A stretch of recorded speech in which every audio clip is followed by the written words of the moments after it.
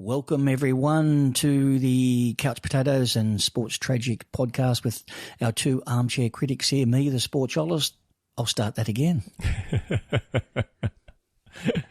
No, I won't. I won't start again. It's me, the Sportsologist, and Jordan.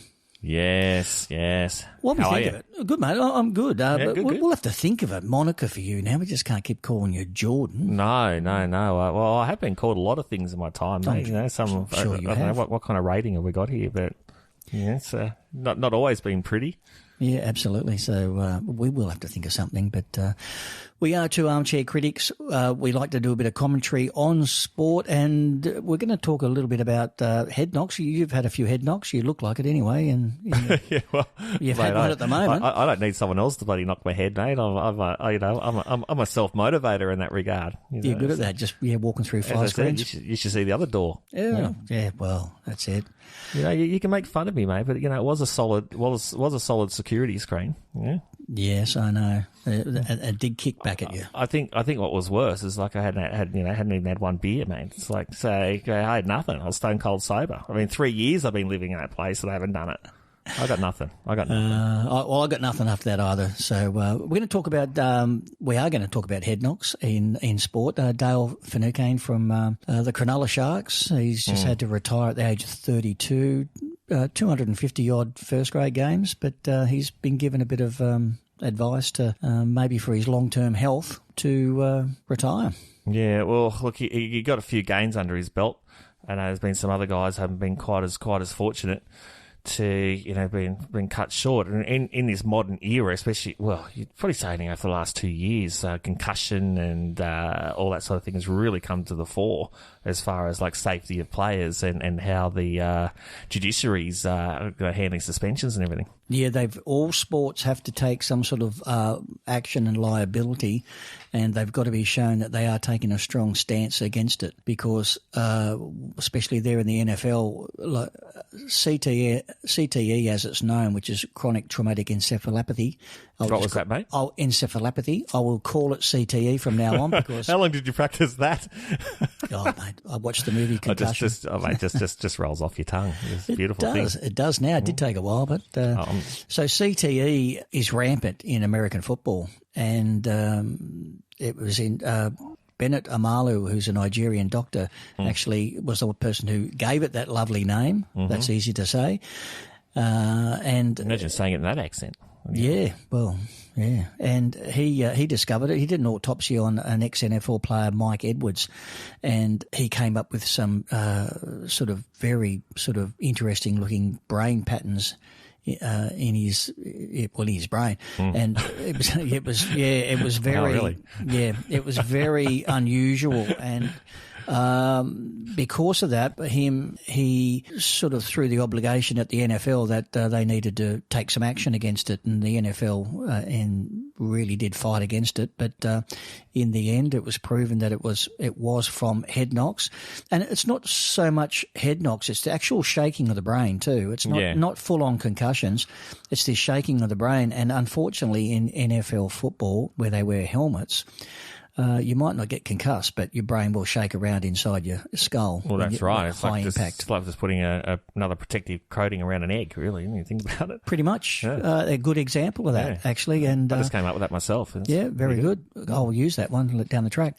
It's a little bit of a separation of the middle of the brain and shrinking of it. And it has a lot of terrible sort of symptoms. Full-blown CTE, depression, suicidal thoughts, aggression, lots of things. Well, you said like the MND, and for example, we've got a lot of ones. You said Mark Hughes and like Neil Danaher, AFL have done some pretty big work in regards to that. You got names once again like Danny Frawley, who his life ended early. And then once again, you don't know until they actually do that surgery to find out they've got them. And once again, I mean, how big is this? Yeah, well, Carl Webb, he was a Brisbane Broncos player. He died about 6 months ago, I think, from MND. And it is linked to head knocks as well and CTE. Paul Green, the coach, NRL coach, He committed suicide, and Mario Fennick, Wally Lewis, Corey Parker. There's quite a few NRL players, but what all sports are trying to avoid at the moment is this big class action that they had in 2017 in the NFL. Yeah, ticking time bomb. It was worth $2 billion that finally went to court, and they pay up to, I think, 1,600 ex-NFL players money to. Well, it's not. It's just to cover all their expenses. There'd be a fund. Yeah, it's a big pool of money that they give to them, and the funny thing was, well, not the funny. I shouldn't say funny thing. They did autopsies on 101 NFL players to see whether they had any symptoms of CTE, and 100 of them did. And you can only bloody hell. You can only you can only confirm that they've got CTE after death and through an autopsy. Yeah. So that was 90. Not a lot of bloody good, is it? No, it's not. It doesn't do any good at all. But so that's 99% of those NFL players that were given an autopsy. That's overwhelming. It is overwhelming. And they would have done studies with non-NFL players, sort of thing, to prove their point. But that's staggering numbers. But they've got guys who are like in their 50s with dementia. And the symptoms of CTE. It's rife in American football, as I said, because of the helmets and the shaking of the brain. But look, boxers, look at Muhammad Ali. He was hardly ever touched in his life, but he ended up with Parkinson's disease. Yeah. So was that related to CTE? As you said, it might not just be footy coats. That's just where they've discovered it. There's a couple of really important points when you said that the NFL tried to cover it up, for want of a better word. But these guys they've put helmets on them, they've got shoulder pads and everything like that. You don't see it coming. I think that the hardest thing we're talking about there is that once they knew it, they tried to block it, and against the very players which are really the lifeblood of the NFL in the first place. And this is that shits me, because it is about the players, and the players about the people, and the NFL is there to administer that very point. And here they are trying to knock it back. Another point which I found interesting, I do remember there was a study where people were wearing helmets or headgear, and you see this a lot in kids' footy, of course.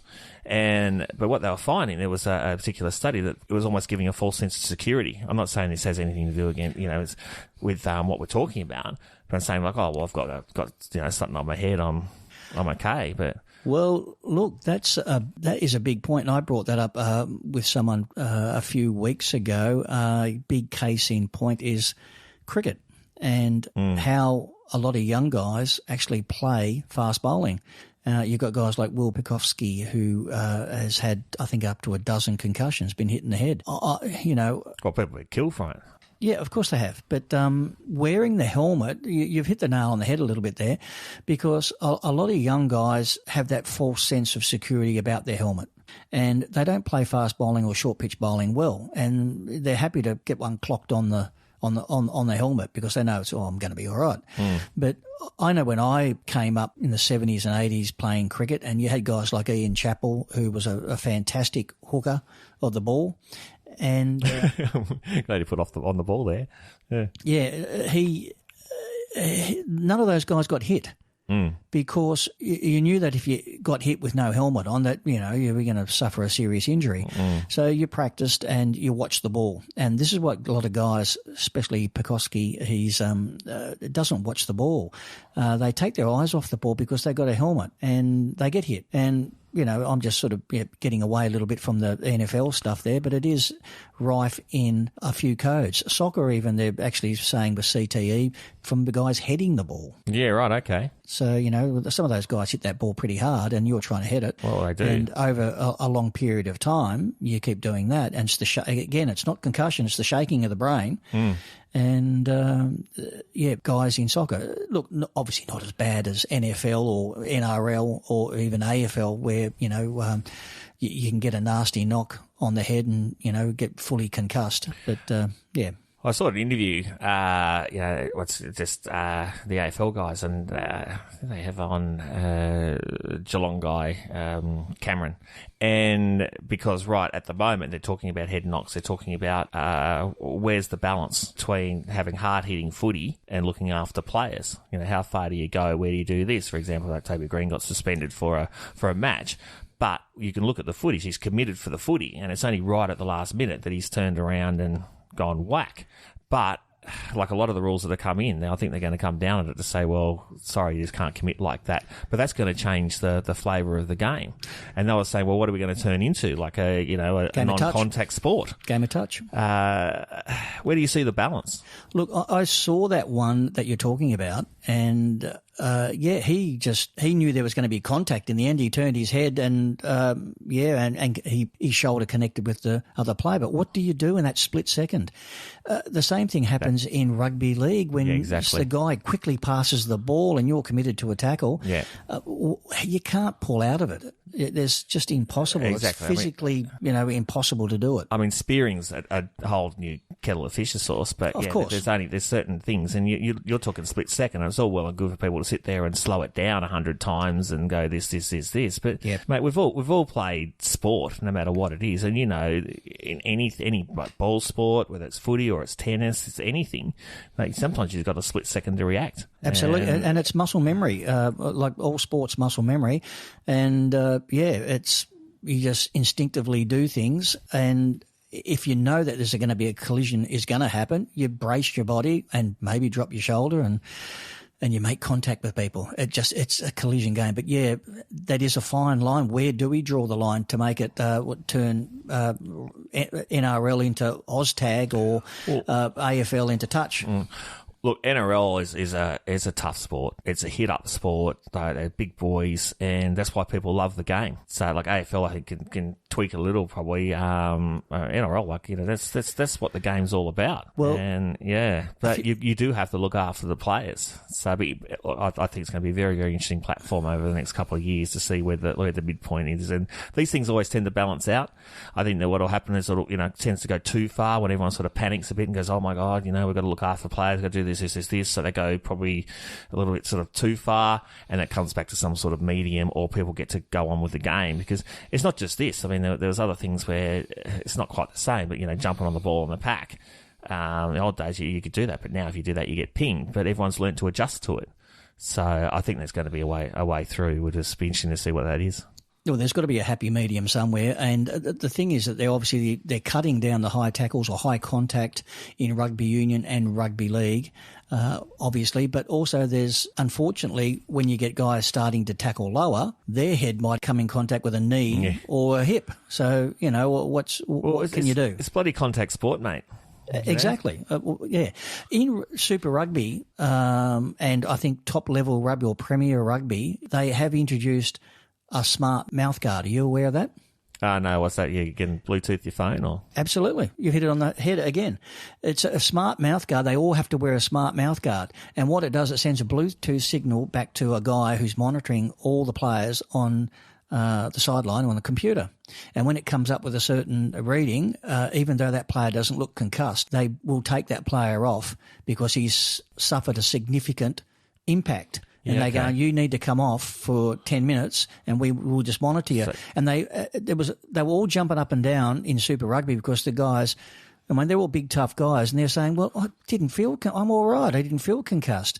But this is what these doctors are saying. It's not the concussion. It's the shaking of the head. You've gone through a fairly dynamic sort of impact. You need to come off. We need to look at you. And, once again, interesting to say that's culture. So when you go out and you're playing footy at any level, you don't, and even we can talk back to what we're talking about like last episode with Anzacs and not letting your mates down. Yep. So like, hey, I'm all right. I can keep going. I'm not letting the team down, this sort of thing and this, that and the other. And so, people don't want to come off. So to apply science in that regard, to say, it's not you, it's not me, this is not, a guess from a doctor or not, or you may or may not be, or looking into the eye, the old eye test for the concussion.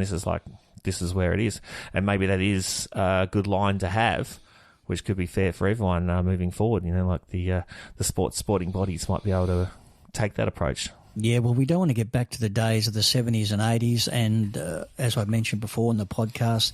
it's good to watch the videos, though. It's great to watch it on YouTube. But YouTube, my old mate Ray Price, and how many times he was picked up off the floor. Oh. I have spoken to him about CTE and that. And he has said that he suffered up to 23 or 24 concussions. And in those days, you're right, they used to pick them up and get back into the defensive line, and away you go. Unless your leg's broken. But that's why, once again, that's why you play sport. That's why, especially like your contact sports and everything. It's about the footy mateship. It's about like the code. It's about what you're trying to do, and you're getting out there, and you're having a battle. You're literally in the trenches, having a go. You're not going to let your mates down. You're going to go as hard as you can. So once again, there's a little bit of a cultural shift to where's the safety and not. So if it can be accepted, a little bit like how mental health's been more accepted. I mean, 20 years ago, you didn't talk about depression. You didn't talk about a whole range of stuff. Now you can speak about it openly, and perhaps this is just another sort of extension of something like that, where people will learn to adapt, and it's okay to say, shit, man, I'm concussed. I don't want to end up with MND. I don't want something to happen to me. Well, that's the thing is too, from a lot of players from the 70s, 60s, 70s, 80s, or regional football. There's probably guys out there who had a lot of head knocks and got into their 50s and 60s and wonder why they're sort of getting early dementia, and it could all be related back to significant head knocks during their career. So I can blame walking into a door, mate, for anything potentially that's going on. Well, yeah. To me, it was always, too many big nights out and ending up on bourbon or something like that. Well, that's true. That's another one. Yeah. But, look, it's something that all the codes have to address. They are addressing it. Not a lot of people, but some people think it's taking the toughness out of the game, out of the sport, but I think it's common sense. We don't want, people being significantly sort of, harmed in their older life and really having to be cared for, 24/7. And that's what some older footballers are really looking at. Yeah, you mentioned about the movie Concussion, Will Smith, which was about the the NFL and everything, and like it's an interesting point that so they said there was no admission of guilt. I mean, when you look at it, they wouldn't have known this. It was until the bloody brain was cut open. I mean, they had their suspicions, but they put helmets on, and it seems to me, and could be shot down for this, of course, but it looks like they've sort of tried to do everything to protect players. I think what got under everyone's nose, and so it rightly should be, is they tried to either cover it up or try and lower it down for the sake of money that they earned off the back of those very players. Yeah, correct. It was, and it was a big $2 billion. That was with a B payout. As I said, that the kitty, that's in Australian dollars, I think, and so they have taken steps to address the situation, but it's Well, they had to be forced to the table.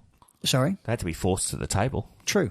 They do, but you're right. They probably didn't. No one really realised or didn't want to know what it was. And Bennett Amalu, who discovered CTE, he was the one who really went out on a limb. It could have ruined his career. But if you have got access to the movie Concussion with Will Smith on Bennett Amalu and the discovery of CTE and Mike Edwards and all that, so definitely find it on streaming services. It's a great movie, and it sort of will explain that whole situation. And very interesting story. I think the MND and CTE and MND and everything is linked. So, as you said, I mean, just as far as awareness of the same thing. So, in other words, MND, concussion, CT, all this sort of thing about looking after the head in sport. Because, you've seen some big things go down. But the whole, the beanie movement, for example, and having exposure finally to MND and these sorts of things that are going on, not just for footy players or contact sport players, but for the general public. It's not just anyone. And this can go to lower grades and a whole range of things. So, out of the smoke has come at least some strong awareness and an ability to actually address it properly, because there's been some big names that have come out and said, hey, this is enough, this is what's happened, we need to change it. And having, I guess, role models like that and actually seeing it in the face, you can't ignore it. So I guess in that way we've seen some positivity come from something. Yeah, and unfortunately motor neuron disease is incurable at the moment. So, if they're all sort of linked, CTE, MND and all those things, well, we just got to try and take some precaution to making sure that sports people are able to sort of spend a fairly healthy sort of setting of the sun in their life, I suppose, is the thing in their later years. But it's not a great subject to talk about, but it's a very, very important subject. Well, for sure. I mean, there's so many angles to it, and I don't think that anyone who has an opinion on this matter, and everyone would who loves their sport or their contact sport, are going to have an opinion of which way it should go and where how does it soften, how does that. It's only really the footy codes that have been really looking at it. I mean, yeah, we can look at anything. It's taekwondo, those competitions. Yeah, well, as anything. I said, boxing. Boxing. Well, boxing's a classic, and as you said, even the guys knocking the ball with the soccer or football. Whatever you want to call it. That's it. So it is a fairly big talking subject in world sport. Obviously, boxing is, as you can see with a lot of those older boxers, they've been, hence the saying punch drunk, so that's an obvious one. Yes, as I said, like you're talking about king hits. You look at the king hits, like, people go out, all that sort of stuff. It's, the heads, it's not as solid as it looks. No, it's not. Yours looks pretty solid though, mate. Oh, it's exceptional. Exceptional. Looks a pretty thick over toe there. Yeah. Oh, many years of beating my head against a brick wall, mate. The scar tissue is built up. All right, I'm glad you got a reason. All right, no worries. We'll wind that one up. Interesting subject, but we might sort of expand on that down the track with a few sort of more details in a future episode. Yeah, well, I think it's going to be interesting to see what the future holds in this respect, because I think it's opened a can of worms. So I'll be interested to see how far this all goes regarding head injuries on many levels. Yeah, definitely with the NRL and the AFL. For sure, it's changing the scape of the game, or both those games. And as I said, a lot of people don't like it, but it's up to them to really enforce it with the tribunals. And not everyone's going to like the results, but change can be tough, mate. Can be tough for sure. So we'll wind this one up. Just us two armchair critics discussing sport again. Yeah, and I don't know what we're going to talk about next time. Maybe we should actually get our own armchair, mate. We could get an armchair. We might even write a song. I think we could. Why not? Look forward to that. Yeah. Well, the talent lays no bounds here for you, mate. Yeah. No, for both of us, mate. Both sort of, We're both full of the same stuff. Talented, good-looking blokes. Yeah, full of something. Yep. So we'll wind this one up. Thanks again. If you have been listening, thanks again. And and if you haven't, you won't know. That's right. Yeah. So till next time, we'll see you then or hear you then. All right. See you guys. Cheers.